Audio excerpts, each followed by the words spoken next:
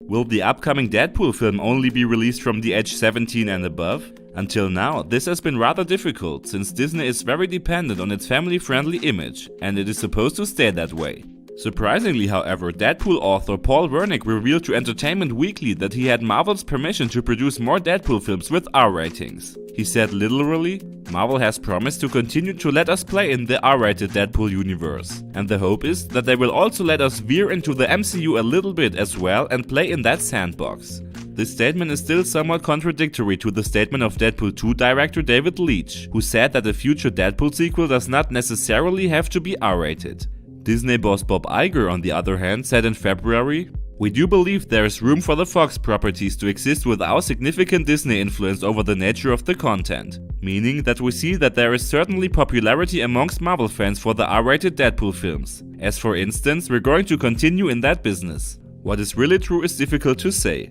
The only thing that seems clear is that Disney won't veto a Deadpool movie from the age of 17+. It's also still uncertain when Deadpool 3 will be released at all. That at least Deadpool 3 is being worked on is proven by a picture of Ryan Reynolds, who posted a photo of himself in the Marvel Studios on Tuesday. We'll definitely keep you up to date on Deadpool. Have you ever wondered what it would be like if Spider-Man and Venom appeared in a crossover movie? What used to be the sole subject of speculation now seems to be really about to happen, at least if you believe the words of Venom director Ruben Fleischer. He said that the studio was actually looking for a solution for a joint film at the moment, as this was the next logical step. He says, "That's where it's all going to lead, and that's the exciting thing, because we changed the origin of Venom. In the comics he evolved from Spider-Man, but because of the Marvel-Sony thing we weren't able to do that. And so the thing I think it's building towards, and will be exciting to see, is when they actually do confront each other." Fleischer himself won't have much influence on this though, as it's already certain that Andy Serkis will be the director of the second Venom part. This at least guarantees a breath of fresh air at Venom 2. Reporter Eddie Brooke, portrayed by Tom Hardy, will meet his biggest enemy, Carnage. His colleague Michelle Williams, who plays his girlfriend Anne Weying, will also be returning. Venom 2 will probably be released next year, and no further information about the possible crossover is known yet.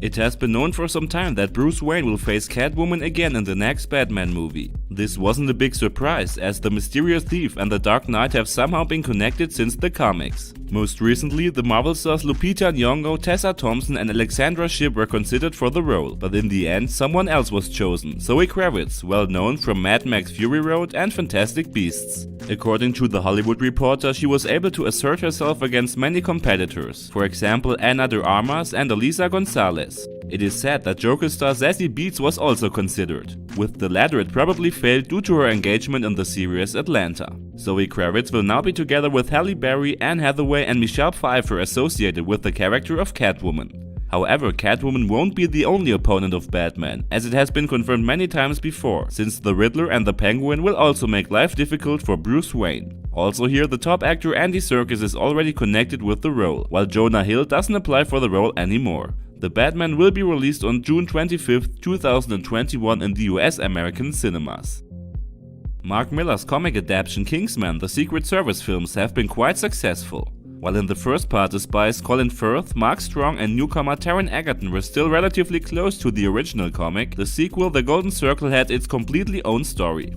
A sequel to the very popular Kingsman movie seems inevitable. Even a prequel with the simple name The Kingsman will be shown on the big screen next year, and Hollywood stars like Ralph Fiennes, Gemma Arterton and Daniel Bruhl will be part of the cast. In addition, a third part of the original film series will be added, as main actor Taron Egerton now confirmed. The script for it is supposed to be finished already. More precisely, he reported that director Matthew Vaughn had even planned right at the beginning a trilogy of the Xe storyline. However, there is still a small downside for fans of the series, because after the release of the prequel, Vaughn wants to take a break before he finishes his trilogy. The prequel, The Kingsman, will be released next year on February 14, 2020. Who remembers when the last Matrix part came out? It's exactly 16 years since Keanu Reeves and Carrie-Anne Moss joined forces to fight the machines. A lot of time has passed since then, and now they are supposed to return to Matrix 4. But of course they are also supported by other acting colleagues. One of them might surprise most of you quite a bit, because How I Met Your Mother star Neil Patrick Harris was signed. Of course, some associate him more with the playboy who can loosen up every round with his funny character. Whether he will also take on this funny part in Matrix, or whether his more serious side, as in Gone Girl or American Horror Story, is demanded from him, can't be said at this point yet. More news will surely be announced in the next weeks. An official release date isn't fixed yet, but you can expect a release in 2021 or 2022.